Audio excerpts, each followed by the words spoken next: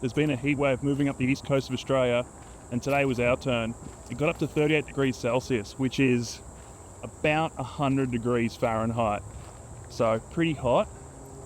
And you'd wonder what the animals are doing when it's so hot. Most of them during the middle of the day are just trying to conserve energy. They don't want to overheat. And what they tend to do is koalas and birds come down lower because the heat rises and they don't want to be copping it right up hot. So they want to get in the shade and be closer to the ground. So we might see some animals closer to the ground. And then now, as it cools down later in the day, they might get more active than they usually would because they've got to do all their activities now as opposed to throughout the whole day. Small and medium-sized birds are usually the quickest to recover from the heat of the day, and they'll get to cleaning themselves, finding food, and looking after their young as soon as things start to cool down.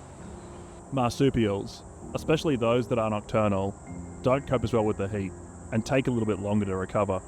The same is true for larger birds, who seek cover and stay still in order not to overheat. I've come down a path I don't usually go down. I wanted to go down into the valley because I thought that'll catch a bit of the cool air and we might see something down there.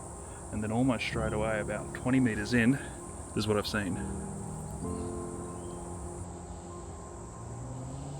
You can see this big fella's absolutely copping it in the heat, and he's stretching himself out to stay as cool as possible.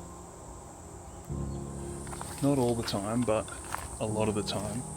Where there's a male, there's a female and a baby nearby, because basically he's staking out his territory so that if another male comes by, he makes sure that the other male doesn't mate with the female. So let's see if there's a Mum and Joey nearby.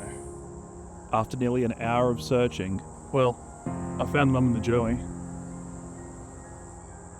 And so, as the sun dips and the air finally begins to cool, the animals of the bush earn a brief reprieve. As global temperatures rise, they're in for more and more of these days each summer.